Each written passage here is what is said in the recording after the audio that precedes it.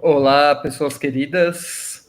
Esse é mais um episódio do nosso curso de Novas Narrativas. Hoje a gente vai entrevistar a Júlia Salles, que é professora substituta na Universidade de Montreal, no Canadá, e ela faz parte do coletivo Bug 404, que é um coletivo que estuda novas narrativas, estuda muitas coisas de criação digital, arte digital enfim, ela veio aqui conversar com a gente para falar sobre filmes interativos. Legal. Júlia, muito obrigado por ter aceitado nosso convite, bem-vinda ao curso de Novas Narrativas. Obrigada a vocês pelo convite, muito feliz de estar aqui. Já estou aqui desde 2010 em Montreal, vim para fazer doutorado, aí, enfim, fiz o doutorado em comunicação, que aqui tem um tipo de doutorado que chama pesquisa-criação, então tem uma parte teórica e uma parte prática também, e aí eu fiz, então, o meu trabalho no doutorado, a parte prática era um documentário interativo, e a parte teórica também estudava um pouco, né, assim, essa questão do documentário interativo. E antes disso eu vim um pouco do mundo do cinema mesmo, assim, o meu percurso profissional começou no Brasil, trabalhando com o Festival de Cinema, então trabalhei no Festival do Rio, na Mostra, Festival de Curta de São Paulo, do Rio.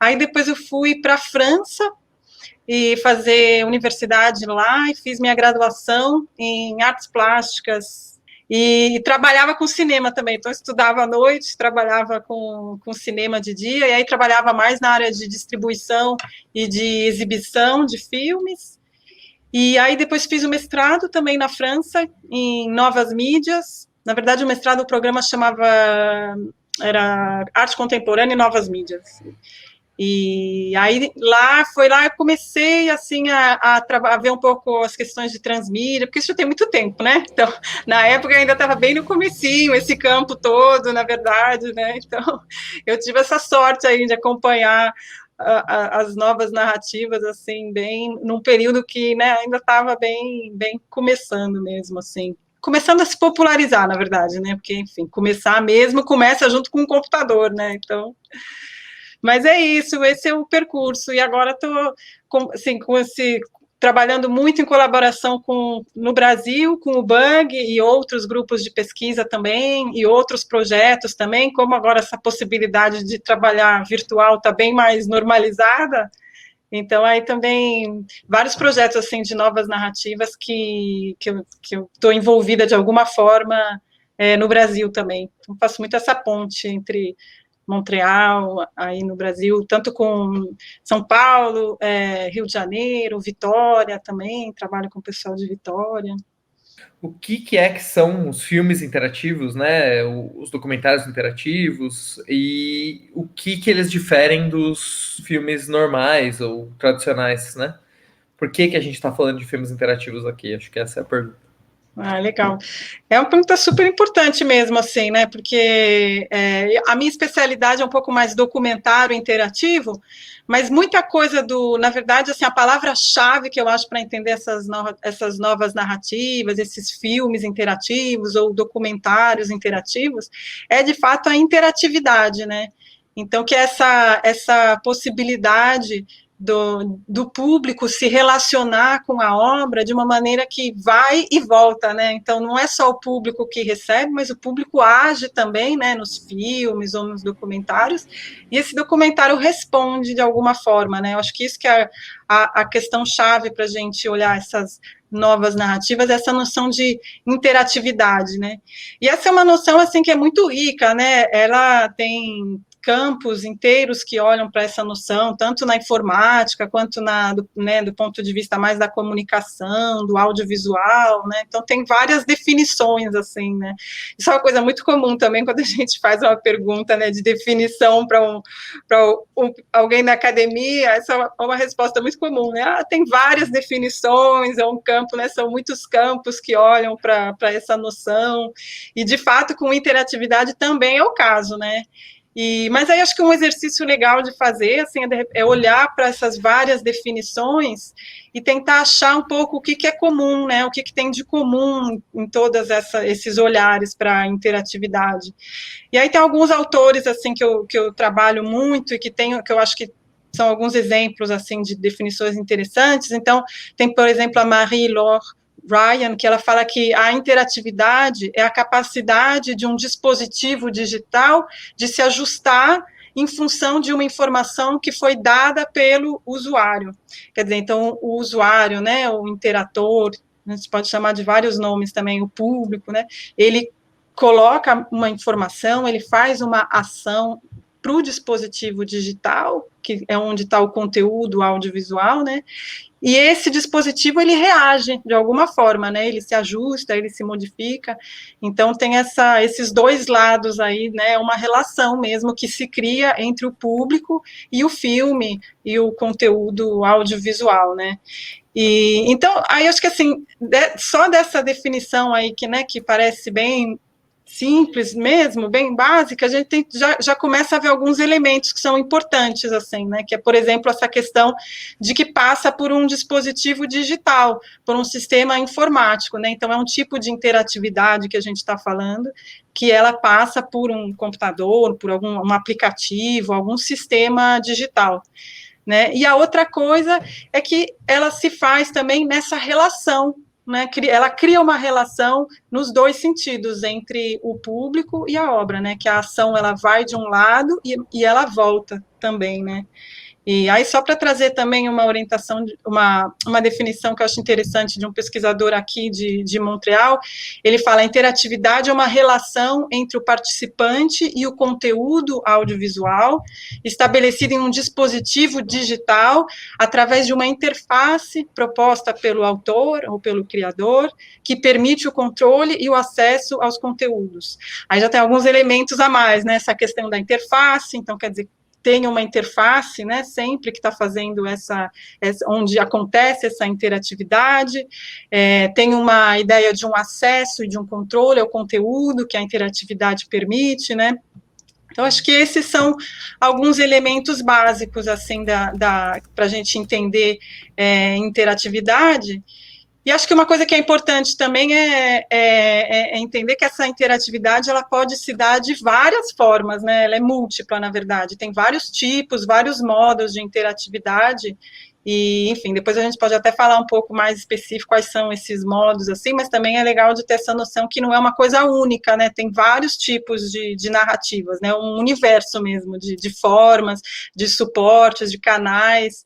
Então, também tem essa diversidade aí nesse campo, que é muito rica. Ju, você falou agora uma coisa que para mim é muito interessante. Quando você foi falar do espectador, de uma obra de novas narrativas, você usou a palavra interator. Isso significa um conjunto de coisas. Mas lendo o seu pensamento, né, sua produção sobre esse tema, você faz uma relação muito interessante sobre a diferença entre o espectador e o interator, baseada numa relação de corpo. Então eu queria que você falasse um pouco sobre isso, qual a diferença do espectador e do interator, para que a gente, enquanto produtor de audiovisual, pudesse pensar, tá bom, qual é a diferença, para quem eu estou falando, quando eu estou falando numa narrativa interativa? Ele é o mesmo espectador que eu tenho num filme tradicional? Se você puder falar disso. Isso é uma questão super importante, assim, né, porque de fato, assim, muda tudo, né? Quando você traz a interatividade para um filme, para uma obra audiovisual, a estrutura narrativa, por um lado, ela muda completamente, né? E tem isso que você trouxe, que acho que é um dos elementos fundamentais, que é essa questão do corpo. E aí, assim, quando a gente pensa nos filmes lineares, né? Pensa assim, sei lá, um filme do Hitchcock, um filme de suspense, um filme de terror. É claro que o corpo também reage, né? Então, assim, sei lá, a gente pula na cadeira, a gente fica, né, emocionado, chora, eu choro muito com o filme, assim. Então, é claro que o corpo, ele está sempre presente, está sempre reagindo, né? Então, tanto nos filmes lineares, de formato tradicionais, do cinema, né? Mas eu acho que quando a gente traz a interatividade, a gente abre a possibilidade do corpo estar presente de uma outra maneira, né? Do corpo ele fazer parte da história mesmo, né? Então, acho que isso, por exemplo, nas narrativas que são imersivas também, aí essa potência ela é muito forte mesmo, né? E aí toda a estrutura narrativa tem que ser pensada levando em conta esse lado também, né? Porque por exemplo, né, no caso das obras dos filmes em realidade virtual, né, que a gente está imerso num outro ambiente, essa narrativa ela tem que levar em conta toda essa dimensão espacial, né, quer dizer, onde que esse corpo vai estar, como é que ele vai poder agir nesse espaço virtual, né. Outro exemplo também são as obras que usam geolocalização, né? Então, elas trazem a narrativa para um espaço público, às vezes, né? Então, vai trazer uma narrativa para a rua. E aí, como é que toda essa questão do espaço, essa questão do corpo, ela vai ser levada em conta na história? Isso aí tem que ser pensado desde o começo mesmo, não é uma coisa só que a gente chega no final e a gente se dá conta, né? Então eu vou colocar aqui, essa obra vai ficar aqui nesse espaço, mas assim, a maneira como o corpo vai estar exposto ou não, quer dizer, essas questões, assim, elas vão de questões muito práticas mesmo, né, do tipo assim, esse lugar que a pessoa vai estar é seguro, a pessoa vai estar, de repente, no meio de uma avenida e você vai pedir para ela fazer algumas ações olhando para um telefone, por exemplo, entendeu? Isso é seguro, né? Quer dizer, a pessoa ela vai estar ali entretida com alguma atividade do seu filme, da sua narrativa, ao mesmo tempo que várias coisas vão estar acontecendo na rua, tem um movimento. Então, tudo isso tem que ser levado em conta também quando a gente está pensando a experiência, né?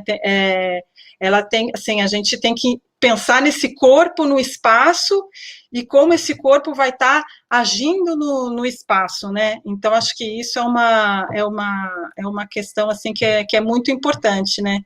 E, assim, e sem contar toda a parte teórica também, né? Que eu acho que aí também é uma outra reflexão que eu comecei a fazer, mas que eu acho que é muito complexa mesmo, que eu, assim, ainda é uma coisa um trabalho que eu ainda faço, né, de reflexão, que é sobre a própria imagem, né, que imagem é essa que ela integra o corpo dentro da própria narrativa, né, quer dizer, quando a gente está vendo um filme, é muito mais numa relação de percepção, né, quer dizer, eu estou aqui sentada na cadeira do cinema, o filme está acontecendo ali na tela, e o meu corpo reage com essa percepção que tem uma distância, que tem um ritual que é sempre mais ou menos igual, que é esse de chegar na sala de cinema, comprar um ingresso, sentar numa cadeira, a sala fica escura e tudo.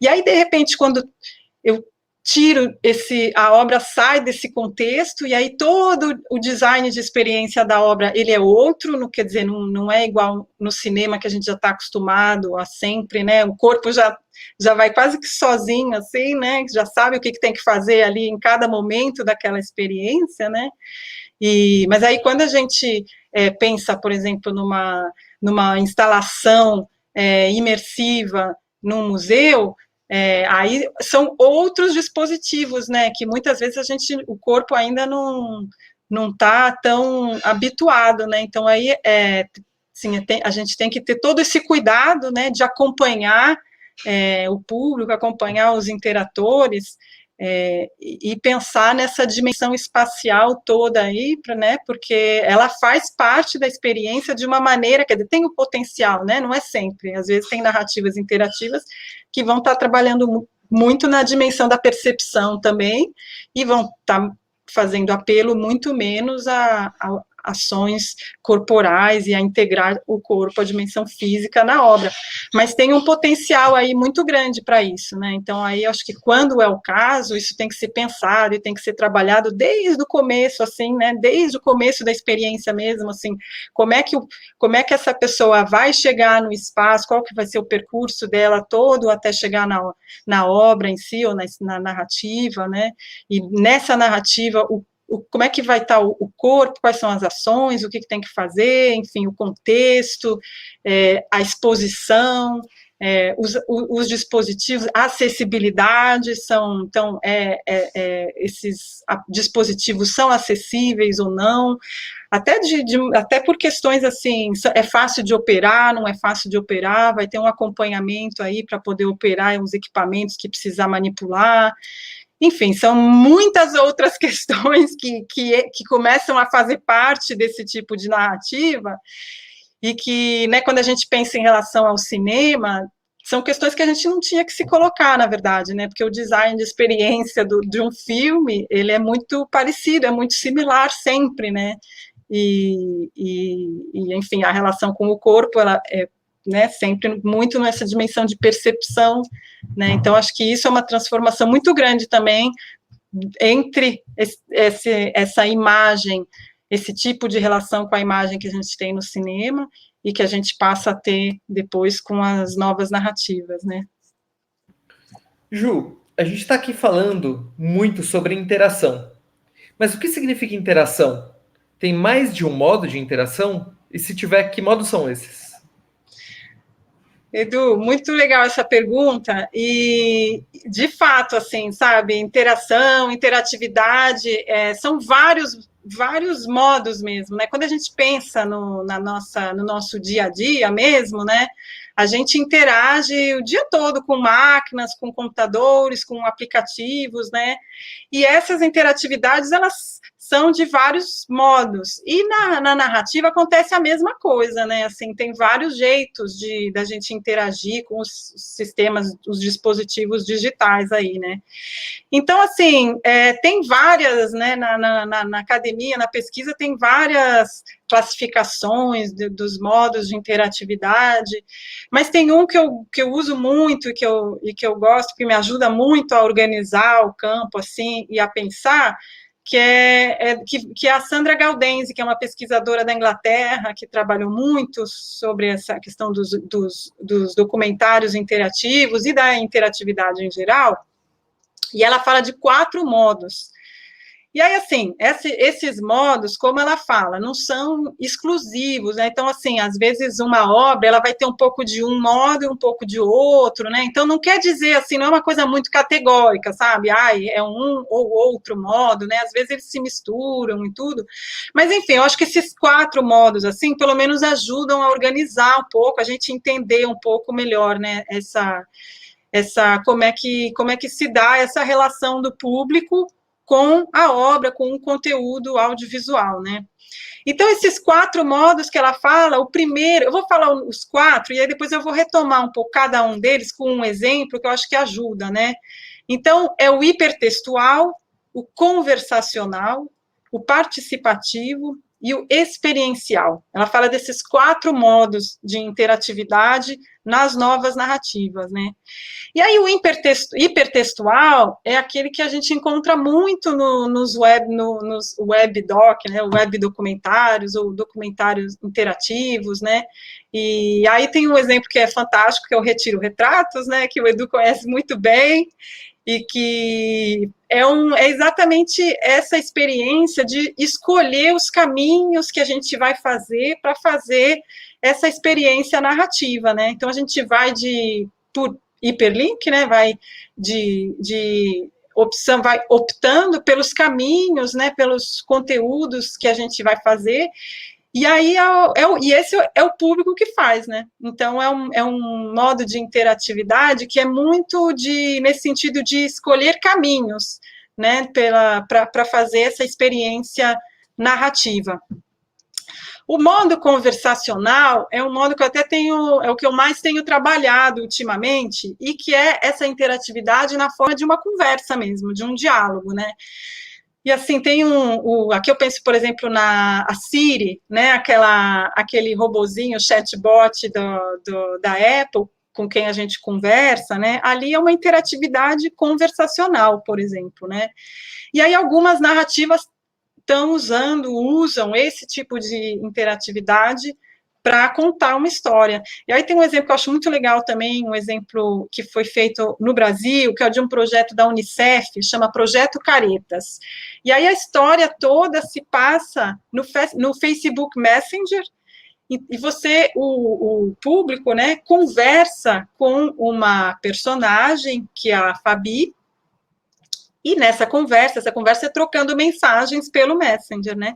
E é nessa conversa que a Fabi vai contando a história que ela quer contar para a gente, né? Nesse caso, esse projeto ele faz parte de um projeto de conscientização dos jovens da questão da privacidade online, né? Então, a Fabi, esse personagem da história, né? Ela teve imagens pessoais expostas por um ex-namorado dela, e aí ela vai contando essa história, e aí ela manda áudio, ela manda foto, então é uma narrativa multimídia que acontece nessa conversa aí no Messenger com a Fabi. E, claro, por trás não é uma pessoa que está ali mandando mensagens no lugar da Fabi, mas é um chatbot que a gente chama, né, que é um sistema, é um programa, né, de informática, e que responde de maneira automática ao input do usuário, né, então o público, o interator, manda uma frase, esse sistema vai entender o que é essa frase e vai mandar uma outra resposta, e assim a conversa continua, né? Então, nesse modo conversacional, essa interatividade, ela se dá na forma de um diálogo mesmo, de uma conversa, né?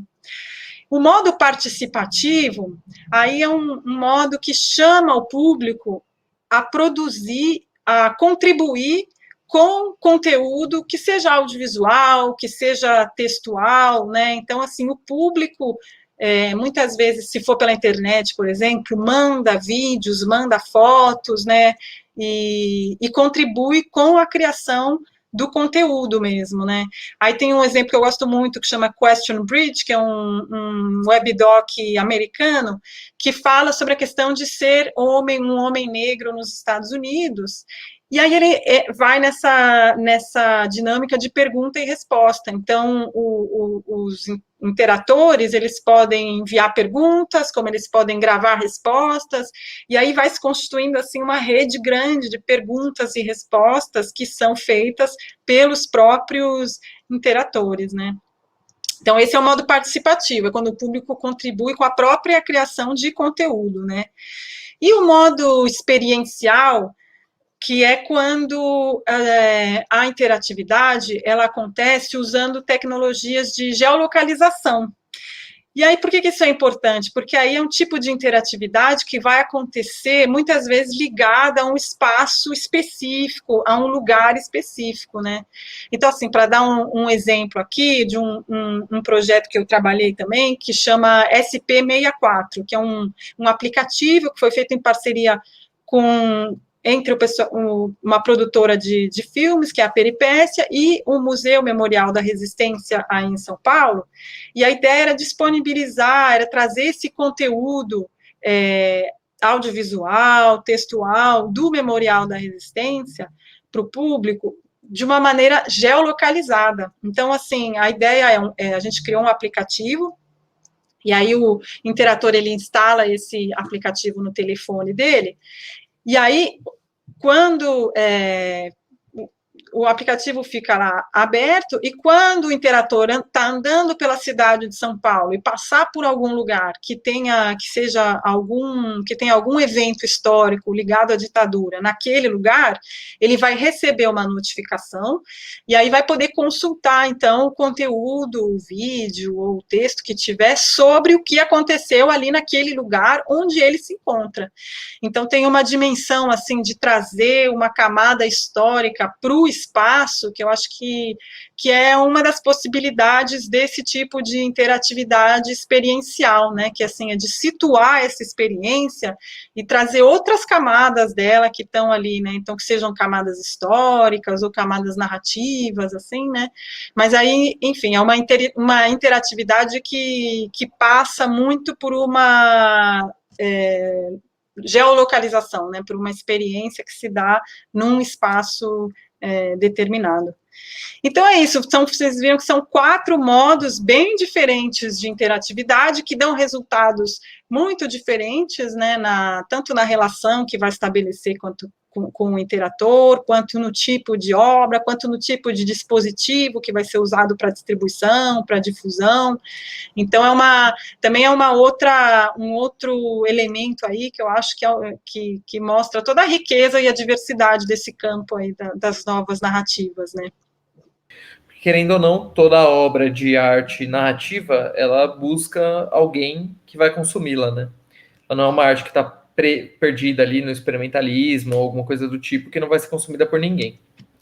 E aí olhar para esse horizonte é uma coisa que para a gente é muito importante, né? Nesse sentido, eu queria perguntar para você. Você comentou sobre financiamento, né? A gente sabe que o financiamento internacional desse tipo de narrativa, ele está muito focado na França, no Canadá e na Alemanha, se eu não estou enganado, né?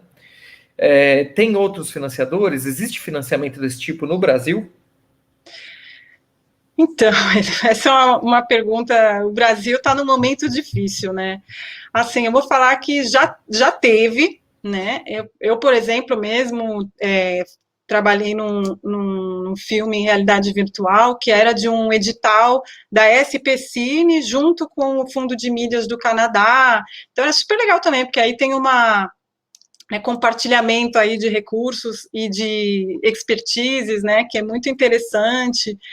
Então, assim, um momento muito difícil mesmo, assim, no Brasil agora, porque os recursos, eles, mesmo aqui no Canadá e na França, muitas vezes, assim, muito ligado a essa questão que a gente falou do modelo de negócios que não se sustenta por si, né, ele depende muito de fundos públicos, que é o caso aqui no Canadá, é muito forte, por exemplo, a National Film Board, que é uma instituição já muito, assim, muito antiga, é muito forte mesmo de criação e que tem um estúdio dedicado para interativo, é tudo recurso público, né, assim, então, essa ilusão, às vezes, que a gente fala no Brasil de que, né,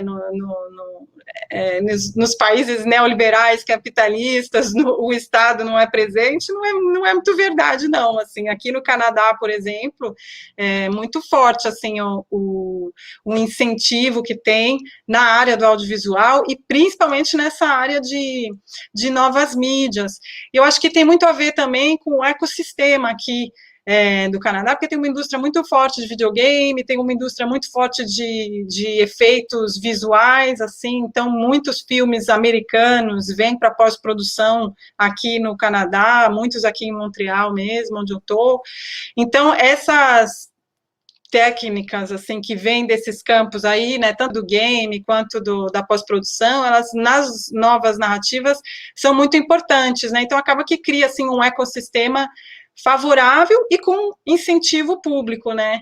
Que é uma coisa que os vizinhos americanos aqui, eles não têm tanto, né? Então lá, por exemplo, tem muito mais uma tradição de fundação, né? De investimentos, alguns privados, fundos privados que vão para incentivos de cultura, né? Então, isso é muito mais comum lá. No Brasil, enfim, eu vejo muito assim da experiência que eu vi, que eu acompanhei, a pesquisa que eu fiz, ela foi mais até, foi comecei na época de 2015 e alguns anos que sucederam, assim, nos anos seguintes. Então, talvez eu esteja um pouco, assim, desatualizada, mas eu acho que também do que eu tinha observado era muito recursos públicos junto com recursos, às vezes, que vinham de parcerias, de pesquisa, de pesquisador, de grupos de pesquisa. Então, até com um pesquisador que eu trabalho muito da UFRJ, que é o André Paz, a gente até começou a mobilizar uma teoria que chama teoria da effectuation, que foi concebida por uma pesquisadora indiana, e esse jeito de trabalhar que parte dos recursos para conseguir fazer com os recursos que tem o resultado que vai conseguir. Então, assim, é muito mais, e isso a gente percebeu que é muito caso no Brasil, assim, então é uma mobilização de rede, de parceiros, de colaborações, com o pouco do recurso que se consegue, né? E aí é isso que faz, assim, a gente, né, faz o que consegue com isso, muito mais nesse sentido do que no sentido de idealizar uma obra, que é muito assim o jeito de fazer mais do norte, né, que assim, você cria, imagina, idealiza tudo, né, e aí depois vai atrás dos recursos, né.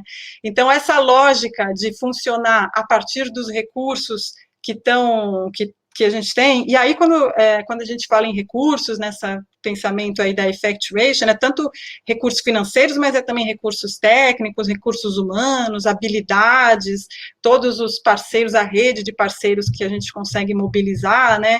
Então, isso tudo entra nessa rede mesmo, né, que a gente constrói para conseguir criar, né, num contexto que é um contexto de mais escassez mesmo, né? E agora, num momento que ainda está mais difícil ainda, né? Com muito pouco investimento que vem do governo federal, tanto na área de pesquisa quanto na área de cultura, que eram, né, os principais aportes aí dos programas.